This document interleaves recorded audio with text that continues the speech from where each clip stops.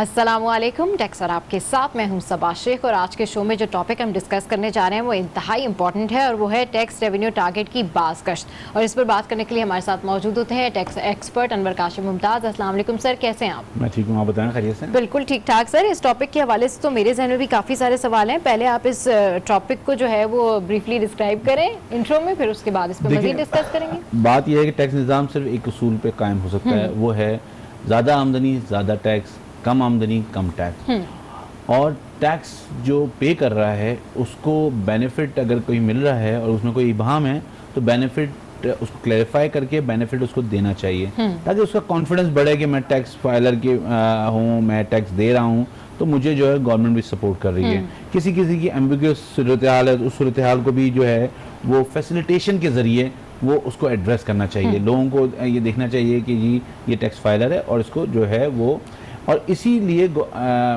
मेरे ख्याल में कि गवर्नमेंट को टैक्स बेस टैक्स फाइलर की तादाद बढ़ाने पे काम करना चाहिए। और ये जब आप तादाद बढ़ाएंगे तो ऑटोमेटिकली टैक्स रेवेन्यू बढ़ेगा और ये एक साल में नहीं हो सकता, ये एक लंबा सफ़र है। सही। इब्तिदा तो हो सकती है इसकी इब्तिदा, और मेरे ख्याल में इब्तिदा अगर हो गई है, हम अगर आज देखें तो काफ़ी चीज़ें इंटीग्रेट हो रही हैं और आर्टिफिशियल इंटेलिजेंस के ज़रिए जो है ये चीज़ें हो रही हैं। लेकिन जहाँ पे ह्यूमन इंटरेक्शन है वहाँ पे ईज़ ऑफ कंप्लाइंस होना चाहिए टैक्स फाइलर के लिए, उसको जो है एक फैसिलिटेशन मिलनी चाहिए। और एफबीआर को भी चाहिए कि वो जो है वो अपने फील्ड ऑफिसर्स को कहे कि जहाँ जिसका ड्यू बेनिफिट बनता है वो उसको देना चाहिए। और ये ट्रिकल डाउन इफेक्ट होगा और एफबीआर पॉलिसी बनाएगा और नीचे जो फील्ड ऑफिसर हैं वो उसकी डायरेक्शन पे उसके जो इनकी गाइडलाइन होती है उस पर काम करेंगे। और टैक्स फाइलर को अगर ये बात आज तय हो जाए कि एफबीआर जो है जो टैक्स फाइलर हैं उनको फैसिलिटेट करेगा, मैं ये नहीं कह रहा कि उनसे टैक्स ना लें, मैं ये कह रहा हूँ उनको फैसिलिटेट करें, उनकी ईज ऑफ कंप्लायंस करें, उनके लिए मामलात को आसान करें और इस तरह जो है ना उनका एतमाद बहाल करें। जब ये एतमाद बहाल होगा टैक्स फाइलर की तादाद बढ़ेगी, रेवेन्यू टारगेट खुद ब खुद बढ़ेगा और मीट होगा। बिल्कुल ठीक है ना। अभी जो सूरत हाल है, जो इस दफ़ा का रेवेन्यू टारगेट था जो कि 5.5 ट्रिलियन का जो टारगेट था वो मीट होता हुआ नज़र नहीं आ रहा। और इसकी वजह से IMF और इनके जो डायलॉग्स थे वो भी आपने देखा कि बड़े सरदमरी की सूरत हाल थी। और उन्होंने कहा कि नेक्स्ट मीटिंग करेंगे। तो अब ये देखना है, और मेरे ख्याल में हुकूमत ये कह रही है कि हम अदर टैक्स रेवेन्यू जो हमारे पास हैं उसके ज़रिए जो है हम अब ये मीट करने की कोशिश करेंगे। इवन देन मैं आज हम फरवरी में बैठे हैं तो आज भी सूरत हाल ऐसी है कि आप कोशिश करना शुरू करें। देखें टैक्स रेवेन्यू टारगेट तो अब नज़र आ रहा है कि नहीं हो सकेगा, लेकिन अगर आपको फैसिलिटेशन करना है, कोई बेहतरी करनी है, कोई इकदाम उठाना है, कोई ऐसा करना है जो टैक्स फाइलर जो ऑलरेडी आपके साथ अटैच हैं, इंगेज हैं, उनका कॉन्फिडेंस बिल्ड करना है, वो ज़रूरी है। इसके बगैर मामला देखें, टैक्स की मैंने हमेशा बात की, एक साइकिल होती है, टैक्स लें उसको एक्सपेंड होगा, जो पैसा बचेगा वो लोगों के लिए काम आएगा, लोगों की ट्रैवलिंग के लिए काम आएगा, लोगों की सफरी सहूलत के लिए काम आएगा, लोगों के लिए तालीम होगी। इससे अगर आप वो इस वक्त नहीं दे रहे तो एटलीस्ट उनको फैसिलिटेशन तो दें, उनको ईज तो दें। मतलब जो लोग फाइलर हैं जो आपके साथ आपके कहने पे आपकी आवाज़ पे आ गए हैं, उन्होंने टैक्स फाइल कर दिया है, उनके मामलात को ऐसे तरीके से सही तरीके से हल करें। और ये मेरे ख्याल में अगर एफबीआर एक अपना एजेंडा बना ले तो ग्रास रूट लेवल पे भी ये चीज़ जो है बड़ी इम्प्लीमेंट हो सकती है और इम्पॉर्टेंट होगी। उसका इम्पैक्ट जो है बड़ा मल्टीपल इम्पैक्ट होगा, उसका मल्टीपल इम्पैक्ट होगा। अच्छा सर, जिस तरीके से आप ये बात कर रहे हैं कि जो लोग टैक्स पे करते हैं एटलीस्ट उनके लिए तो कुछ ना कुछ आसानियाँ होनी चाहिए, उनको तो ईज़ ऑफ कंप्लायंस की आपने बात की। जो लोग टैक्स पे नहीं कर रहे हैं वो तो एक तरफ, लेकिन जो पे करते हैं उनका सवाल ये होता है कि हम तो टैक्स पेयर हैं तो हमारे लिए क्या सहूलतें हैं, हमारे लिए क्या रिफॉर्म है? यही सवाल है ना। यही सवाल है जो मैं बात कर रहा था कि टैक्स देने के लिए टैक्स जो है वो इन रिटर्न आपको ये आप टैक्स ले रहे हैं, इसके रिटर्न में आपको सर्विस देनी है, उनको सर्विस देनी है। सर्विस जो है वो आपकी क्या कहते हैं लॉ एंड ऑर्डर की सूरत में, सर्विस आपकी सफरी सहूलत की सूरत में, सर्विस आपकी तालीम और सेहत की सूरत में। जब आपके पास क्योंकि इतना बड़ा टैक्स बेस नहीं है, कलेक्शन नहीं है, आप नहीं दे रहे, लेकिन जो लोग ऑलरेडी नेट में हैं उनको तो आप उनको तो ये सेटिस्फेक्शन दें कि यार हमने ये टैक्स फाइल करके, हमने रिटर्न फाइल करके अच्छा काम किया है, मतलब हमें मुतमईन है गवर्नमेंट जो है ना, मतलब हमें सपोर्ट भी कर रही है। ये बेसिकली उनको ये अगर है कि हम उनके पास नोटिस आ रहे हैं, उनको ये कंप्लायंसेस के इशू हैं, तो उनके लिए जो है वो मसाइल, वो फिर ये होता है कि वो जो है वो एक गैर मुतमईन तौर पे वो जो है ना टैक्स फाइल करते हैं, तो वो आपका एक जो इंगेजमेंट है वो नहीं होता। और टैक्स रेवेन्यू टारगेट्स मीट करने के लिए आपकी इंगेजमेंट जरूरी है, बिकॉज ये आपके एम्बेसडर होते हैं, जो टैक्स फाइलर्स हैं एम्बेसडर हैं, वो दूसरे को जाकर कहते हैं यार मैं तो फंस गया हूं, तुम नहीं करो। एग्जैक्टली, ये बहुत अच्छा पॉइंट आपने रेज किया है ना। अगर आप उसको अच्छी तरह फैसिलिटेट करेंगे तो कहेंगे यार मैं भी आऊँ, कोई ऐसा मसला नहीं है, टैक्स तो देना ही है, मुल्क के लिए देना है, और मुझे तो कोई ऐसी प्रॉब्लम नहीं। तो ये जो चीज है ना, ये इसके मल्टीपल इफेक्ट होंगे, और इसमें टैक्स रेवेन्यू टारगेट भी मिलेगा, टैक्स फाइलर्स भी बढ़ेंगे, और फिर आपके पास इतना रेवेन्यू आएगा कि आप आम आदमी को उसकी जो बुनियादी सहूलतें वो दे सकें। बहुत अच्छी बात की है सर आपने कि वाकई में जो लोग टैक्स पे करते हैं, अगर उनको सहूलतें मिलेंगी तो वो बाकियों को भी आगाह करेंगे कि भाई ये इस तरह के मामलात हैं, और अगर आप टैक्स पे करेंगे तो आपको भी किसी किस्म की कोई कॉम्प्लिकेशंस नहीं होंगी। अच्छा, टैक्स रेवेन्यू टारगेट क्या है और उनकी क्या अहमियत है? अगर हम देखें तो income tax, sale tax, federal excise duty और कस्टम, ये वो रेवेन्यूज हैं जिनके ज़रिए आप जो हैं ड्यूटी लगाते हैं, फेडरल एक्साइज के जरिए, कस्टम के जरिए, सेल टैक्स के जरिए आप टैक्स लगाते हैं, इनकम पे टैक्स लगाते हैं, और ये टैक्स रेवेन्यू है जो कि कलेक्ट किया जाता है। सही। अब ये होता ये है कि पाकिस्तान में जो सूरत हाल है वो ये है कि पाकिस्तान, मैंने तो जितना मेरा अरसा रहा है वो उसमें पाकिस्तान में टैक्स रेवेन्यू टारगेट्स कलेक्ट करने का हमेशा एक चैलेंज रहा है। सही। ठीक है, और आज मैं ये बात बड़े वसूख से कह सकता हूँ, किसी को पसंद आए किसी को नहीं पसंद आए, ये उसकी मर्जी है, लेकिन हमेशा ये जो है ना, इसमें आर्टिफिशियल डिस्क्लोजर्स बड़े होते हैं। कभी रिफंड रोक के आप अपने टारगेट्स मीट करते हैं डोनर एजेंसीज के लिए, कभी आप जो है किसी तरह एडवांस टैक्स लेके डोनर एजेंसी, लेकिन ये सही बुनियादों पे नहीं है, ये फेयर फुटिंग्स पे ये चीज नहीं है। इसको उस पे होना चाहिए, जब भी ये एक अच्छी इमारत बनेगी। जब आपकी फाउंडेशन ही अगर फेयर फुटिंग पे नहीं होगी तो आपकी इमारत कैसे अच्छी बनेगी? तो आप टैक्स, आपको पता चलता है कि जी ये हमारे खर्चे हैं, इतने पैसे हमें चाहिए, ये अदर टैक्स रेवेन्यू आएगा, और बैलेंस जो है वो टैक्स लगा के हम कलेक्ट करेंगे। तो जब आप ये करते हैं एक्सरसाइज, तो आप एक बहुत ही बड़ा अमाउंट जो है टैक्स रेवेन्यू के लिए रख देते हैं।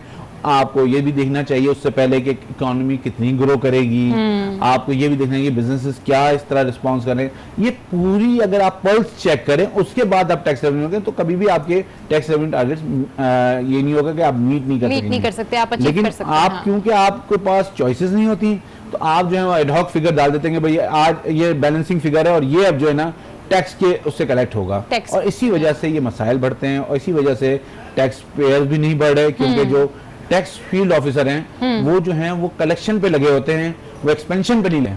राइट। और उनके पास ये अपॉर्चुनिटी नहीं होती कि वो लोगों को टैक्स नेट में लेके आए, टैक्स बेस पे लेके आए। वो जो रेवेन्यू टारगेट का जो उनके पास असाइनमेंट दे जाता है उस पे वो पिलर टू पोस्ट भाग रहे होते हैं, और जो एग्जिस्टिंग लोग होते हैं, जो एग्जिस्टिंग टैक्स फाइलर होते हैं, उनको स्क्वीज कर रहे होते हैं। बिल्कुल ठीक कह रहे हैं सर कि एक्सपेंशन के ऊपर काम नहीं किया जा रहा, कलेक्शन के ऊपर जरूर काम किया जा रहा है। तो टैक्स और आप में आज हम डिस्कस कर रहे हैं टैक्स रेवेन्यू टारगेट की बाज़गश, इस हवाले से मजीद भी डिस्कस करेंगे, लेकिन टैक्स और आप में अब वक्त एक ब्रेक का, so stay with us. Welcome back. तो टैक्स और आप में इस वक्त हम डिस्कशन कर रहे हैं टैक्स रेवेन्यू टारगेट की बाज़गश के हवाले से। अच्छा सर, ये बताइए कि जीडीपी टू टैक्स रेवेन्यू क्या है? देखिए जी, पहले तो हम ये बात करेंगे जीडीपी क्या, आम फैम लोगों में बड़ा सुना जाता है कि जीडीपी बेसिकली ये ग्रॉस प्रोडक्ट, डोमेस्टिक प्रोडक्ट है। ठीक। और ये जो है मतलब जिसे कहना चाहिए कि एक आपका इंडेक्स होता है जिससे पता चलता है कि आपकी जो डोमेस्टिक प्रोडक्शन है उसकी क्या इंडिकेटर्स हैं। और टैक्स का कलेक्शन का जो परसेंटेज होता है वो टैक्स टू जीडीपी होता है कि भाई ये कितने परसेंट जो है वो कंट्रीब्यूट कर रहा है towards the gross domestic production. तो ये परसेंटेज जो है ना ये बड़ी इंपॉर्टेंट होती है। अगर ये हाई होती है तो इसका मतलब आपके टैक्स निज़ाम बेहतर है और आप सही कंट्रीब्यूट कर रहे हैं, जिससे आपका जो फाइनेंशियल हैं मुल्क के वो बेहतर चल रहे हैं, बिकॉज जब रेवेन्यू अच्छा आता है तो एक्सपेंस भी प्रॉपर होते हैं Exactly. और आप लॉस वाली कैफियत में नहीं जाते, आपको लोन लेना नहीं पड़ता। तो ये बेसिकली परसेंटेज जो होती है ये बड़ी इंपॉर्टेंट होती है और इससे इंडिकेटर होता है कि जी ये कितना आपका टैक्स जो निज़ाम है या टैक्स रेवेन्यू कलेक्शन है, हाँ, उसको कितना enhance कर सकते हैं। कितना एनहांस कर सकते हैं, हाँ। कितना गुंजाइश है और कितना अच्छा है ये। सही, इस पे मजीद भी डिस्कस करेंगे। इस वक्त हमें ज्वाइन किया है खुर्रम शहजाद साहब ने, इकोनॉमिस्ट हैं। बहुत शुक्रिया सर, आपने टैक्स और आपके लिए वक्त निकाला। जी अनवर साहब, क्या पूछना अस्सलाम चाहिए? वालेकुम खुर्रम, जी वालेकुम अस्सलाम। कैसे हैं आप, खैरियत से? बिल्कुल ठीक ठाक। अच्छा, हमारी पिछले दिनों में बात होती रही और ये अब जो सूरत-ए-हाल नज़र आ रही है जनवरी के बाद से, पहले तो काफ़ी अच्छी खबरें आ रही थी कि टारगेट्स मीट हो रहे हैं और अब अचानक एक दिसंबर के बाद से फिजा जो है वो सर्द हो गई और उसके बाद ये कहा गया कि रेवेन्यू टारगेट्स मीट नहीं होंगे। तो ये आप कैसे देखते हैं इसको?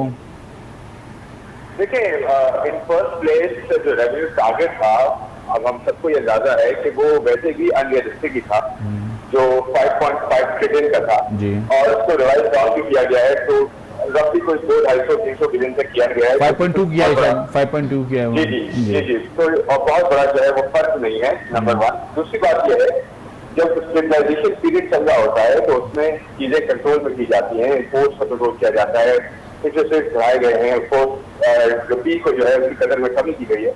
तो इन सब चीजों को देखते हुए यूटिलिटी टैक्सेस बढ़ाई गई हैं, उसके साथ टैक्सेस 700 अरब के लगाए गए हैं इस टारगेट को अचीव करने के लिए। लेकिन जब इकोनॉमी में स्लो डाउन होता है तो नेचुरली आप एक टारगेट आपका 44% ग्रोथ आपको रिक्वायर्ड है। जब आपकी इन्फ्लेशन इतनी ज्यादा है और आपकी सबसे ज्यादा बड़ी जो बात है वो है supply push inflation, demand full भी नहीं। तो इसका मतलब ये होता है कि आपकी जो ग्रोथ है वो कॉन्ट्रैक्ट कर रही है। आपके मैन्युफैक्चरिंग सेक्टर में अभी भी जो ग्रोथ आई है वो एक्चुअली सिर्फ एक सेगमेंट की वजह से ज्यादा अगले ब्रॉड बेस नहीं है वो, और एग्रीकल्चर सेक्टर में भी आपकी कॉटन में बहुत ज्यादा डिक्लाइन है जो आपको इम्पोर्ट करनी पड़ेगी। तो इसकी वजह से टैक्स को ये कोई सरकारी चीज है कि टैक्स टारगेट मीट नहीं हो सकता। और ऑब्वियसली जब आप इसका रियलिस्टिक टारगेट रखेंगे तो नेचुरली ये सब चीज आपको देखनी पड़ेगी। नहीं, लेकिन बात ये है कि टारगेट तो आप नहीं रखते, आपसे कहा जाता है, मतलब ये अनफॉर्चुनेट है पाकिस्तान के लिए। और मतलब कोई उसकी मुझे तो नहीं समझ में आती कि कोई वर्किंग होती है, लेकिन जब शुरू में बात हो रही थी तो उस वक्त जो अनरियलिस्टिक टारगेट था, लोग जो हमारी इकोनॉमी की टीम थी वो कह रही थी कि ये मीट हो जाएंगे, हम अचीव कर लेंगे। तो आप क्या समझ रहे थे कि बड़ा अनरियलिस्टिक उनका या ओवर एक्सपेक्टेड कर रहे थे इकोनॉमी से? देखिए, मैं गवर्नमेंट की बात नहीं कर रहा हूँ अनरियलिस्टिक टारगेट रखने की, मैं आईएमएफ की बात कर रहा हूँ कि आईएमएफ को ये समझना चाहिए था कि इकोनॉमी में जो स्लो डाउन आना है, इस तरह चल रही है, बहुत सारे महाविकास खुल दिए गए हैं, तो नेचुरली टारगेट मीट नहीं होना है। लेकिन मुझे लगता है ये कि वो अनरियलिस्टिक टारगेट पहले रखे जाते हैं ताकि आपको थोड़ा जो है वो सबको इस तरह से आपको करते हैं कि आप अपने आप को तैयार कर लें एटलीस्ट, फिर बाद में आप रिवाइज डाउन भी करते रहे। लेकिन हम अगर पिछले 5 सालों में देखें तो मुझे तो नहीं नजर आता कहीं भी हमने रेवेन्यू टारगेट जो है बगैर कुछ मतलब एडवेंचर किए बगैर मीट किए हों। जो रिफंड रोक लिया हमने, कुछ जगह एडवांस टैक्स कर लिया। प्रॉब्लम ये है कि हम इनडायरेक्ट टैक्सेस पे बहुत ज्यादा निखार है हमारा, और हमारे एक रियायती होता है कि आप सेल्स टैक्स को बढ़ा दें, इनडायरेक्ट टैक्सेस को बढ़ा दें, तो आपका एडवांस टैक्सेस लगा दें, सुपर टैक्स लगा लें, कस्टम ड्यूटीज और सब चीजें बढ़ा दें तो आपके टैक्स टारगेट मीट हो जाएंगे। देखिए, 2 चीजें होती हैं टैक्स में। जब भी दुनिया में टैक्सेस बढ़े हैं, इकोनॉमी में ग्रोथ आई है, तो वो इंसेंटिव ड्रिवन होते हैं, क्यूमुलेटिव नहीं होते। क्यूमुलेटिव का मतलब ये है कि आप जो है थोपते नहीं है टैक्सेस, आप इंसेंटिवाइज करते हैं तो लोग टैक्स नेट में आते हैं। बिल्कुल ठीक है। आप कभी भी जो है पब्लिश करके किसी को टैक्स नेट में नहीं ला सकते। बल्कि हमारे यहाँ तो ये हुआ है कि हमेशा अनडॉक्यूमेंटेशन जो नॉन डॉक्यूमेंटेशन है वो बड़ी है, जब भी आप जो है पनिशमेंट के थ्रू जो है। अच्छा, एक स्कूल मैं समझ गया, एक स्कूल ऑफ थॉट ये भी है कि जो ये करंट अकाउंट डेफिसिट का डिफरेंस कम हुआ है, अगर इंपोर्ट आने दी जाती तो शायद ये टैक्स की इस चक्कर में पैसे आ जाते और इसलिए एक्सपोर्ट तो बड़ी नहीं है, उन्होंने इंपोर्ट को कटेल कर दिया है। नहीं, देखिए, तो आपका एक ट्रेड ऑफ है ना कि एक तरफ आप इंपोर्ट को कंटेन करें ताकि आपके डॉलर का आउटफ्लो जो है इमीडिएट जो है आपकी करेंसी पे रन डाउन होता है कि करेंसी जो है आपकी बहुत ज्यादा ना करे और इन्फ्लेशन और ज्यादा हो सकती है। ठीक है, तो वो तो देखिए बैलेंस है ना कि आपने इंपोर्ट को रोका तो आपके डॉलर का फ्लो आउटफ्लो एटलीस्ट हो गया। और आपके यहाँ देखिए अच्छी बात ये है कि जो 5 रुपये और डॉलर की पैरिटी है वो स्टेबलाइज हो गई। ये कॉन्फिडेंस आ गया, फैक्टर एक आ गया, 50% आ गई कि आपका जो एक्सटर्नल अकाउंट है वो एटलीस्ट कंट्रोल में आ गई। लेकिन यहाँ से आगे करने की क्या जरूरत है, वो नहीं हो रहा, वो करने की जरूरत है। और वो ये है कि आप ग्रोथ को कैसे लाया जाए। जैसे वो पॉलिसी अपनाई जाए जो कि टैक्सेस को कम करे, यूटिलिटी कॉस्ट को कम करे और कॉर्पोरेट सेक्टर को ब्रीदिंग स्पेस दे, इन्वेस्टमेंट को आने दे, ताकि आपकी इकॉनमी में ग्रोथ आए, इकोनॉमिक बेहतर हो, इन्फ्लेशन नीचे जाए और इससे काम करना चाहिए। अच्छा, अब आप क्या समझते हैं जो मेरे ख्याल में अब तो मार्च अप्रैल मई जून 4 महीने जो रह गए हैं, इसमें ये कहीं हम पहुंच सकेंगे अपने जो टारगेट हमारा है, या ये हमारे लिए बड़ा मुश्किल हो जाएगा? देखिए, टारगेट को तो पहुंचना, उसको एक्सपेक्ट करना मेरे ख्याल में रियलिस्टिक नहीं होगा। सही जो रियलिस्टिक नंबर है जो आ सकता है वो तकरीबन 4.5 से 4.7 ट्रिलियन का टैक्स जो हम अचीव कर सकते हैं इस इकोनॉमी के साथ भी। तो अब बात ये है कि इसके बाद फिर क्या होना है, आपका ट्रेड आपका जो फिजिकल डेफिसिट से वो कहा जाएगा, जो रेवेन्यू और खर्चों का जो आपका जो एक्चुअली खसारा है उसको कैसे पूरा किया जाएगा, फिर वो आप कैसे शुरू करेंगे। अब देखिए, टैक्स तो आपको देना है एटलीस्ट 4%, और वो जो कर रहा है उसमें आपकी स्ट्रेटजी लेनी चाहिए कि आप बाहर मार्केट में जाएं, वहां से लॉन्ग टर्म से बॉन्ड इश्यू करें, ताकि आपको कम कॉस्ट, इस पर इंटरनेशनल जो इंटरेस्ट रेट चल रहा है वो 1 से 2% और कहीं कहीं तो नेगेटिव इंटरेस्ट रेट है। तो वहां जाकर आप पैसा रेज करें, आपकी इकोनॉमी इस बारे में खुलियान में है, लोगों का कॉन्फिडेंस IMF की वजह से बढ़ जाता है, आपका मूडीज में आउटलुक जो है वो स्टेबल किया है। तो ये सब चीजों में कैपिटलाइज करके हम जल्द से जल्द जाए, बाहर से बॉन्ड का पैसा रहे, उसको फिर सेकंड बड़ा आपकी होगा, उसको प्रोडक्टिवली यूटिलाइज करें, फिर उसको बेस्ट डिक्रीमेंट में ना लगाएं, कई ग्रोथ के फैक्टर्स में लगाएं, इंडस्ट्री को सपोर्ट करें ताकि आपके यहाँ ग्रोथ इंडिजिनस आना शुरू हो, इम्पोर्ट सब्स्टिट्यूशन हो, एक्सपोर्ट ड्रिवन जो है इन्वेस्टमेंट हो, ऐसा ऐसा चीजें फिर बेहतर होना शुरू हो। लेकिन ये अभी आजकल कुछ है कि लार्ज स्केल मैन्युफैक्चरिंग में उसमें कुछ इंक्रीज आया है, तो क्या आप समझ रहे हैं कि कुछ इंजेक्शन हो रही है इसमें? नहीं, देखिए, वो अगर आप डिटेल्स देखें ना तो वो बेसिकली 2-3 सेक्टर्स थोड़े बड़े हैं, लेकिन एक ऐसा सेगमेंट है जो बहुत ज्यादा उभर गया है। ये ब्रॉड बेस्ड ग्रोथ अभी नहीं है, अभी बहुत जल्दी ये एक्सपेक्ट कर लेना कि सब कुछ ठीक होने वाला है, ये थोड़ा सा मुश्किल है, चैलेंजिंग है अभी भी, लेकिन हम डायरेक्शनली थोड़ा सा बेहतर हुए हैं। आप ये देखिए कि फूड, बेवरेजेस और टोबैको ये एक सेगमेंट होता है जिसमें जो है ग्रोथ आई है तकरीबन कुछ 44% की, जिसका वेट जो है लार्ज स्केल मैन्युफैक्चरिंग के इंडेक्स में तकरीबन 12% है। तो उसकी वजह से आपको वो ग्रोथ ज्यादा नजर आ रही है। ये ब्रॉड बेस होगी, लेकिन ये आगे जाकर तभी होगी जब आप कॉस्ट ऑफ डूइंग बिजनेस थोड़ी बेहतर करेंगे, इंटरेस्ट रेट को नीचे करना पड़ेगा, टैक्सेस को कम करना पड़ेगा और आपकी यूटिलिटी कॉस्ट को बेहतर करना पड़ेगा, फिर कहीं जाके आपकी इन्वेस्टमेंट होगी, एनएसएम में ग्रोथ आएगी। ऐसे भी लोकल आम आदमी के लिए जो इन्फ्लेशन की सूरत हाल है ये अभी कंटिन्यू करेगी खुरम? अभी जो है रिसेंट जो है वो इन्फॉर्मेशन के हिसाब से मार्केट में फूड की प्राइसेस नीचे गई हैं, जो पेरिशेबल फूड आइटम्स है, टमाटर, प्याज, आलू, सब्जियां, इनकी प्राइसेस नीचे एडजस्ट हुई है। इंशाल्लाह ये जो महीना आ रहा है, ये जो महीना चल रहा है, इनफैक्ट मार्च के फर्स्ट मार्च होगा उससे आपको स्टेशन के नंबर होपफुली नीचे नजर आएंगे, मतलब थोड़ा स्लो डाउन होगा। बट देखिए, अच्छी बात क्या है, इंटरनेशनली ऑयल प्राइसिंग नीचे जा रही है, कोरोना वायरस की वजह से चाइनीज कंजम्पशन कम हो रही है, उसके ऑयल प्राइसेस भी नीचे गई है। अगर गवर्नमेंट ऑयल प्राइसेस को पास नहीं करती तो टैक्सेस इंप्रूव हो सकते हैं, अगर पास करती है तो इन्फ्लेशन नीचे आ सकती है। गवर्नमेंट को देखना है ये कि टैक्सेस को अपने जो है वो टारगेट को पूरा करे या महंगाई की तरह को जो है कम करने में मदद करे। मेरा एक बैलेंस होना चाहिए जिसकी वजह से आपको रिलीफ भी मिले और गवर्नमेंट के टैक्सेस भी जो है वो ज्यादा आए।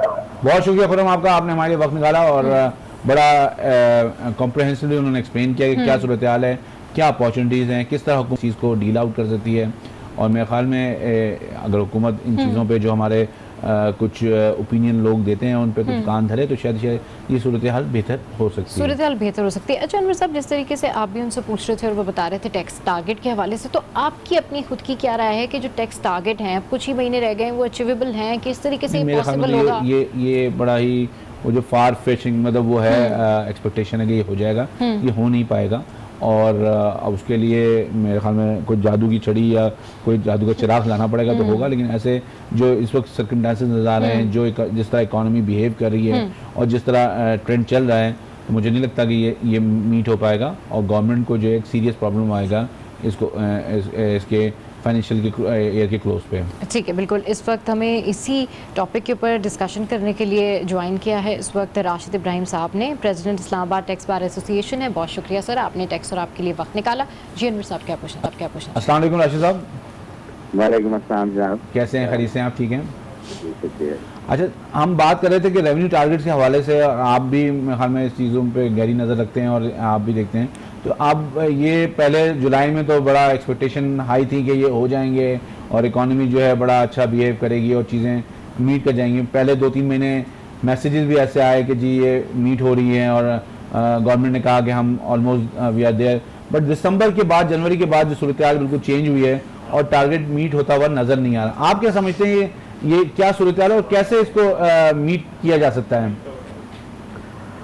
देखिए, जब शब्बर से मेरी बात हुई दिसंबर में तो उस वक्त ऐसा लग रहा था कि उन्होंने कहा कि हम 2 ट्रिलियन पे पहुंच जाएंगे और वो 2.08 उन्होंने किया जी।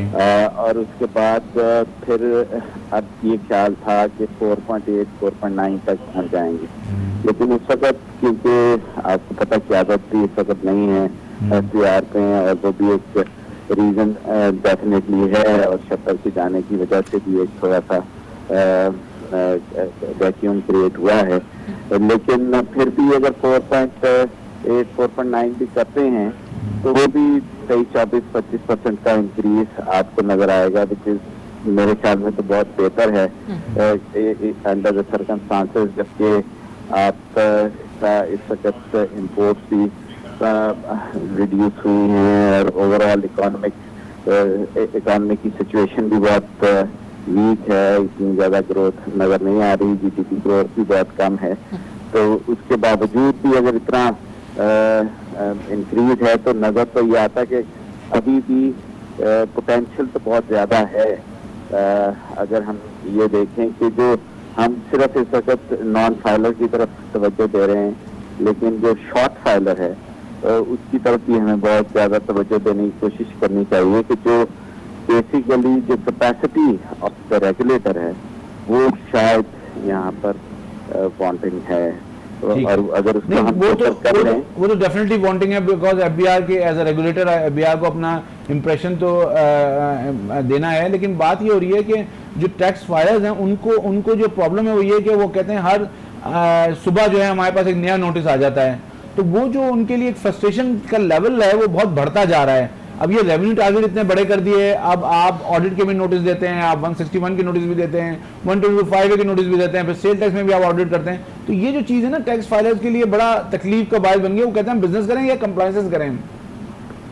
ये तो बिल्कुल आपकी बात बिल्कुल बजा है कि कंप्लायंस रिक्वायरमेंट बहुत ज्यादा है। सिर्फ ये फेडरेशन की बात नहीं, फिर आपको प्रोविंशियल गवर्नमेंट्स के भी जो टैक्स लॉज हैं उनकी भी कंप्लायंस करनी पड़ती है, जिसकी वजह से कि इस वक्त जहाँ बहुत थोड़े से आज से अगर आप 8-10 साल पहले चले जाएं तो बहुत 3-4 लोग एक कंपनी में होते थे जो टैक्स कंप्लायंस कर रहे होते थे। आज उनकी तादाद शायद 50-60 के करीब होती है। तो this is a very big cost for the companies to comply. वो तो अपनी जगह पर मौजूद है, जिसके लिए बेसिकली जो हार्मोनाइजेशन ऑफ इनडायरेक्ट टैक्सेस है वो बहुत जरूरी है, और उसकी वजह से इनडायरेक्ट टैक्सेस की वेस्टेज भी बहुत है, क्योंकि बहुत सारे लोग वो प्रॉपर्ली कलेक्ट ही नहीं हो पाता, हालांकि लेवी होता है और फिर लेकिन वो कलेक्ट नहीं हो पाता। तो वो अगर हार्मोनाइजेशन की तरफ हम जाएं ऑफ इनडायरेक्ट टैक्सेस तो उससे बहुत बेहतरी आएगी। ना सिर्फ के इनडायरेक्ट टैक्सेस में प्रोविंशियल गवर्नमेंट भी इससे फायदा उठाएंगी और सेंटर को भी इसका फायदा होगा। और लेकिन अब देखें ना, एफबीआर के पास इतने ही टैक्स फाइलर्स हैं, यही टैक्स है जो उनको कलेक्ट करना है, उसकी अगर कोई हम कंपैरेटिव एनालिसिस करें तो उसमें तो ये रेवेन्यू मीट नहीं होता नजर आ रहा। हाँ, ये रेवेन्यू जो अब इस वक्त 5.2 का भी है वो तो नजर नहीं आ रहा कि वो किसी सूरत भी ये उस फिगर के करीब भी पहुंच पाए। और लोन लेना पड़ेगा। लोन तो आप वो तो टैक्स कलेक्शन के साथ और बजट के साथ चल ही रहा है। तो लोन का तो बेसिकली इन्होंने ट्रेड डेफिसिट को जो काम किया है वहाँ पर जो इम्पोर्ट्स कम हुई हैं, तो हमारा जो ट्रेड डेफिसिट है जो 34-35 बिलियन डॉलर का था वो कम हुआ है। उससे आपको जो फर्दर लोन की जरूरत, लेकिन क्योंकि आपको डेट सर्विसिंग बहुत करनी है तो उसकी वजह से आपको बहुत ज्यादा लोन लेने की जरूरत पड़ेगी, और ये जो रेवेन्यू है ये नहीं होगा तो फिर डेफिनेटली फिर उसके आपको कहीं से तो मीट करना है। ठीक है, बहुत शुक्रिया राशिद साहब आपका, आपने हमारे वक्त निकाला। अब जो सूरत हाल अब आपने देखी, दोनों हमारे गेस्ट थे, उनके बाद कि ये रेवेन्यू जो टारगेट है ये मीट होता हुआ नज़र नहीं आ रहा। सही। हमारे इकोनॉमिस्ट जो थे खुर्रम शहजाद साहब, उन्होंने भी बताया कि जितना उन्होंने थ्रेड बेड में उसको एक्सप्लेन किया, फिर ये टैक्स एक्सपर्ट हमारे साथ थे राशिद भाई साहब, उन्होंने भी कहा कि जो नज़र आ रहा है इसमें आप कोई नया टैक्स तो अब नहीं लगा सकते हैं, आपके टैक्स फाइलर्स भी उतने ही हैं, तो रेवेन्यू तो मीट होता नज़र नहीं आ रहा। तो ये एक सूरत हाल जो है वो मतलब हुकूमत के लिए मुश्किल का बायस बनेगी, और ये फिर उसको वही अगर आप उसको फिर किसी तरह फाइनेंसिंग करवा के आप उसके लोन लेके आप उसको जो है मीट करेंगे, तो अगेन फिर बर्डन जो है आम आदमी पे बिल्कुल हुकूमत को फिर एक मरतबा जो है वो नई प्लानिंग करनी पड़ेगी इस हवाले से, ताकि जो रेवेन्यू टारगेट है वो एटलीस्ट मीट हो जाए। तो टैक्स और आप में इस वक्त हम डिस्कशन कर रहे हैं टैक्स रेवेन्यू टारगेट की बाज़गश के हवाले से। प्रोग्राम में यहाँ वक्त एक ब्रेक का, stay with us. Welcome back. तो टैक्स और आप में इस वक्त हम डिस्कशन कर रहे हैं टैक्स रेवेन्यू टारगेट की बाज़गश के हवाले से, और इस हवाले से आपके जो भी क्वेश्चंस हैं, क्यूरीज हैं, तो आप हमें कॉल कर सकते हैं, और यहाँ पर मौजूद हैं अनवर साहब जो आपके तमाम तर सवालों के और आपकी क्यूरीज का जो है वो जवाब देंगे। और आपकी जो ट्वीट्स हैं वो भी हम शामिल करते हैं और देखते हैं कि हमें आज जो ट्वीट की है आज के इतने इंपॉर्टेंट टॉपिक के ऊपर वो किन की है पहली ट्वीट। तो जो पहली ट्वीट है वो की है अनुशे अजहर ने, और ये कहती हैं कि government instead of focusing on the tax net impose new taxes to meet their targets which is not a very healthy practice. How does it effects the tax target and what would happen if they do otherwise? जी sir. देखिए ये तो बुनियादी बात है जो हम बड़े दिनों से कर रहे हैं कि टैक्स बेस बढ़ाएं, टैक्स नेट को इंक्रीज करें, नंबर्स ऑफ टैक्स फाइलर्स बढ़ने चाहिए, और गवर्नमेंट उस पर काम नहीं कर रही है बिकॉज उनके साथ प्रॉब्लम ये होती है, जो FBI खास तौर पे उनके लिए एक चैलेंज होता है कि रेवेन्यू टारगेट रख दिया जाता है। अगर आप देखें इस साल का 5.5 हर आदमी शुरू दिन से कह रहा है अनरियलिस्टिक टारगेट है, हर आदमी कह रहा है, और उसके बाद भी उनको कहा जा रहा है उस मशीनरी को कि आप ये फॉलो करें, आप इसको अचीव करेंगे। तो ये जो चीजें ये how it is possible then? नहीं, मैंने कहा ना फेयर, देखिए कोई भी चीज फेयर फुटिंग पे रखनी चाहिए। अब आप जब तक आप अपने आप से सच नहीं बोलेंगे, जब तक आप अपनी बात सच नहीं करेंगे, जब तक आप चीजों को कैसे अचीव करेंगे? ठीक है ना। इसमें होता यही है कि ये फिर सतही बातें हो जाती हैं, और फिर वो ब्लेम गेम शुरू हो जाता है, इसने ये किया, उसने वो किया, इसने वो किया। तो मेरे अपने ख्याल में ये जो इशू है वो ये है कि जब आपका पाई बड़ा होगा तो ऑटोमेटिकली आपको जो है रेवेन्यू बढ़ेगा, और आपके पास जो है आपको एक्सचेकर में पैसा भी आएगा। तो ये चीज़ उससे कनेक्टेड है, और जब तक हम इस पे काम नहीं करेंगे, लेकिन हम एक काम कर सकते हैं, या रेवेन्यू कलेक्ट कर सकते हैं या टैक्स बेस बढ़ा सकते हैं। दो काम एक मशीनरी नहीं कर सकती। तो आपको एक जगह को होल्ड बैक करना पड़ेगा। होल्ड बैक किस करना पड़ेगा? आपको जो आपका एग्जिस्टिंग टैक्स पेयर है उसको आपको रोकना पड़ेगा कि आपके खिलाफ कोई चीज नहीं हो रही। जो लोग नए इस वक्त घूम रहे हैं, एयर में घूम रहे हैं, उनको आपको कैच करना पड़ेगा, आपको उनकी मैपिंग करनी पड़ेगी, और उनके पास उनको जो है अपने उसमें लेके आना पड़ेगा, और फिर टैक्स फाइलर बढ़ेंगे, टैक्स रेवेन्यू खुद ब खुद आगे बढ़ेगा। टैक्स रेवेन्यू खुद ब खुद आगे बढ़ेगा। अच्छा सर, ये जो अनरियलिस्टिक टैक्स रेवेन्यू टारगेट की आप बात कर रहे थे, इसकी वजह क्या है बेसिकली? इसकी वजह ये है कि हम रिवर्स बैक एक्सरसाइज करते हैं। अच्छा। हम ये कहते हैं कि जी आप खर्चे हो गए, अच्छा खर्चे हो गए तो अब इनकम कहाँ से आनी है? यहाँ से आनी है, यहाँ से आनी है, अच्छा रेवेन्यू से आनी है। तो ये जो सूरत हाल होती है कभी भी किसी फाइनेंशियल के लिए सही नहीं होती। वो कंपनी का फाइनेंशियल स्टेटमेंट हो, वो मुल्क का फाइनेंशियल हो, या वो घर का फाइनेंशियल बजटिंग हो। बजटिंग जो होती है वो हमेशा इस बेसिस पे होती है कि आपकी आमदनी कितनी है, और उसके हिसाब से आप खर्चे डिफाइन करते हैं। आप खर्चे पहले नहीं लिखते, आमदनी को पिक नहीं करते हैं। जब आप घर में अपने या अपनी कंपनी में बजट बनाते हैं, कहते हैं जी ये मेरी आमदनी है, 100 रुपए मेरी आमदनी है, तो मैं 80 रुपए खर्च करूंगा या मैं 90 रुपए खर्चूंगा। ये नहीं हो सकता कि मैं आमदनी 100 रुपए में 200 रुपए खर्च करूंगा। अच्छा, अब यहाँ पे आपके पास क्योंकि एक्सपेंडिचर्स हैं, आप उनको देखते हैं कि सैलरीज हैं, दूसरी चीजें हैं, जो भी मामला है, आप कहते हैं मेरे 1000 रुपए के मेरे खर्चे हैं। अब 1000 रुपए में कैसे मीट करूंगा? 1000 रुपए में नॉन टैक्स रेवेन्यू से मीट करूंगा, 200 रुपए मीट करूंगा, 200 रुपए कहीं और से आएंगे, 500 रुपए में टैक्स रेवेन्यू से मीट करूंगा। अब 500 रुपए टैक्स रेवेन्यू से मीट करने का ना आपकी इकोनॉमी रिस्पॉन्ड कर रही है, ना आपके पास ना बड़ा बेस है, ना आप टैक्स वैसे ही ऑलरेडी आप बहुत लगा चुके हैं, तो आप किस तरह उसको मीट करेंगे? वो फिर यही होता है कि वो जो है ब्लेम गेम शुरू हो जाता है, और अल्टीमेटली वो फिर जो है लोन लेके डेट को बढ़ाया जाता है। बिल्कुल। तो अभी हमें एक कॉलर ने ज्वाइन किया है और पूछते हैं इनसे कि इनका क्या क्वेश्चन है। अस्सलाम वालेकुम, कौन बात करें, कहाँ से? वालेकुम सलाम जी। जी। मेरा नाम शहजाद आजम खान है जी। मैं इंडस्ट्रियलिस्ट हूँ, मैं लाहौर से बोल रहा हूँ। मैं प्रेसिडेंट हूँ सुंदर इंडस्ट्रियल स्टेट का जी। इस वक्त मैं ये बात करना चाह रहा हूँ दिस इज वेरी इंपॉर्टेंट कि आपने एक सेल टैक्स की रजिस्ट्रेशन का निज़ाम दिया कि सब लोग सेल टैक्स में रजिस्टर्ड हों, लेकिन आप उस चेन को मुकम्मल नहीं कर सके। अब तमाम मैन्युफैक्चरर्स जो हैं वो इनवॉइस देना चाहते हैं, उनको उनसे लोग इनवॉइस ले नहीं रहे, तो वो क्या करें, कहाँ जाएं, वो किसको बेचें? और कुछ लोग ऐसे हैं जो बगैर इनवॉइस के बेच रहे हैं। तो जो इस वक्त नेट में मौजूद है, जो कि डॉक्यूमेंटेड काम करना चाह रहा है, उसके लिए तो भैया अजाब बन गया ये निजाम। मैं क्या करूं, मैं कहाँ बेचूं, किसको बेचूं अपना माल? जिसको बेचता हूँ मुझे कहता है तो फला आदमी मुझे बगैर इनवॉइस के दे रहा है, अभी मुझे बगैर इनवॉइस के दे दो। जी बिल्कुल शहजाद साहब, आपका क्वेश्चन है वो अनवर साहब ने सुना है। अनवर साहब बिल्कुल बहुत परेशान है ये, और ये कह रहे हैं कि जो लोग डॉक्यूमेंटेड होना चाहते हैं उनके लिए तो बड़ी मुश्किलात। देखिए ये एक बहुत बड़ा इशू है और बड़ा इन्होंने राइटली इसको रेज किया है। इशू ये है कि मैं अगर टैक्स बेस में हूँ तो मैं सेल टैक्स लगा के बेचूंगा, और एक आदमी अनडॉक्यूमेंटेड है और वो बगैर उसके रजिस्ट्रेशन के काम कर रहा है, तो वही चीज़ उसको जो है वो 100 रुपये चीज़ 100 रुपये में दे देगा, मैं उसको 110 रुपये में दूंगा या 117 रुपये में दूंगा, तो वो कहेगा मैं तुमसे क्यों लूँ? ऑब्वियसली लोग तो हाँ यही इसी तरह यही सूरत हाल है, जिसकी वजह से ये मामला जो हैं आपके पास स्मगलिंग की चीज़ें हैं और दूसरे मामला हैं। तो ये बिल्कुल सही बात है, हुकूमत को चाहिए कि किसी को भी अलाउ ना करे कि वो बगैर टैक्स के, अब उसके लिए काम करना पड़ेगा। ये देखें, ये इनकी बात बिल्कुल सही है। और ये जो हमारे यहाँ वाहिद वादे होते हैं ओके जी हम अब भी ये कर देंगे वो कर देंगे, ये सब बातें जो हैं सिर्फ बातें हैं, ये किसी तरह भी ओवरनाइट कोई चीज़ नहीं हो सकती।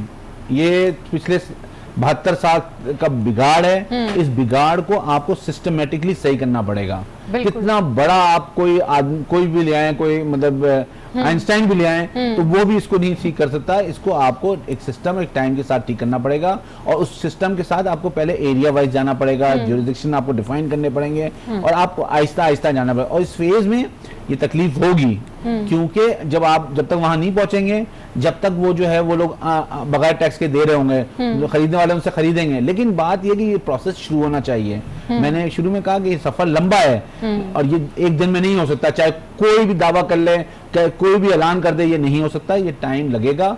और ये IMF या किसी की वजह से नहीं होगा, ये हमें खुद करना होगा और इस पे काम करना होगा। और जब जाके ये डॉक्यूमेंटेशन होगी, और मैं फिर वही कह रहा हूँ, आर्टिफिशियल इंटेलिजेंस का इस्तेमाल करें और उसको यूज करें, उसमें डॉक्यूमेंटेशन करें। नादरा आपके पास है, नादरा की प्रोफाइल को इस्तेमाल करें, लेकिन इस पर कोई कॉम्प्रोमाइज ना करें। तो ये जो कंप्लेन है बिल्कुल सही है, और इस कंप्लेन की वजह से जो लोग फाइलर बनते हैं वो बड़े डिजेक्टेड होते हैं, वो बड़े फ्रस्ट्रेटेड होते हैं कि यार मैं बिजनेस भी नहीं कर पा रहा हूँ और टैक्स भी ज्यादा दे रहा हूँ, बिजनेस भी नहीं कर पा रहा हूँ और टैक्स भी ज़्यादा दे रहा हूँ। बिल्कुल। अच्छा ये बताइएगा कि ये जो क्या टैक्स ऑडिट के जरिए रेवेन्यू कलेक्शन को बढ़ाया जा सकता है? देखिए ये कोशिश की जाती है। जब आप टारगेट्स इतने अनरियलिस्टिक रखेंगे तो फील्ड ऑफिसर्स जो हैं वो नोटिस देते हैं कि जी इसके जरिए हो सकता है कोई, जो जैसे हमें राशिद इब्राहिम साहब ने कहा कि एक तो फाइलर, एक तो हमें नॉन फाइलर्स हैं और एक जो शॉर्ट फाइलर्स हैं, तो वो इससे कोशिश करते हैं कि शॉर्ट फाइलर्स हैं या किसी ने टैक्स नहीं दिया हुआ तो उनसे टैक्स कलेक्ट करें, लेकिन ये हो नहीं सकता। ऑडिट जो है रेवेन्यू जनरेशन मेजर नहीं होना चाहिए। ऑडिट जो है आपकी डिस्क्रिपेंसी को सही करना चाहिए, आपकी करेक्टिव मेजर्स होना चाहिए कि करेक्ट करे आपके सिस्टम को, और वो ठीक है, करेक्टिव मेजर्स होना चाहिए। एक और कॉलर ने हमें ज्वाइन किया है। अस्सलाम वालेकुम, कौन बात कर रहे हैं, कहाँ से? राशिद बात कर रहे हैं लाहौर से। जी क्या पूछना चाहेंगे? मैं पूछना चाहता हूँ कि लाहौर के अंदर आप देखते हैं रंगमहल में बाकी जगह पे भी कहीं जो स्मगलिंग का माल है वो सस्ता मिल रहा है, उस पर कोई हुकूमत को ऑपरेशन नहीं कर रही। जब तक आप चीजों को रोकेंगे नहीं जी, तो उस वक्त तक ये कैसे मामला होगा? हुकूमत को कोई ऑपरेशन करना चाहिए ताकि लोग सारे डॉक्यूमेंटेशन पे आए। जब हमें चीज ब्लैक में मिल रही है तो हम फिर क्यों जाए इस चीज के ऊपर? ठीक है, बिल्कुल। ये राशिद साहब हैं और इनका जो सवाल है वो ये है कि स्मगलिंग का सामान जो है वो लाहौर में इनको कई जगहों पर मिल रहा है, तो अगर इस तरह से चलता रहेगा तो पाकिस्तान में, हाँ बिल्कुल, मतलब लाहौर नहीं है पूरे पाकिस्तान में, लेकिन इसमें डॉक्यूमेंटेशन की तरफ क्यों आएंगे? दो तरफा स्ट्रेटजी होनी चाहिए। हुकूमत तो करे, लेकिन लोगों को भी एक बहुत बड़ा नो दिखाना चाहिए।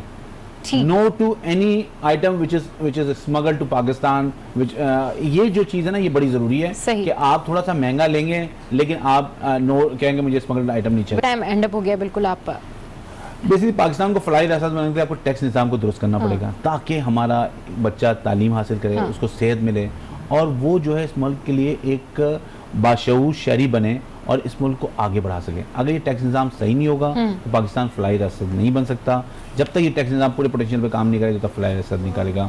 और वही बात हम जो कहते हैं, मजबूत टैक्स निज़ाम मजबूत पाकिस्तान। बिल्कुल, मजबूत टैक्स निज़ाम मजबूत पाकिस्तान। तो आज का शो आपको कैसा लगा ये बता सकते हैं आप हमारी सोशल साइट पर टैक्स और आप, और ऐसे ही फॉलो करते रहिए टैक्स और आप।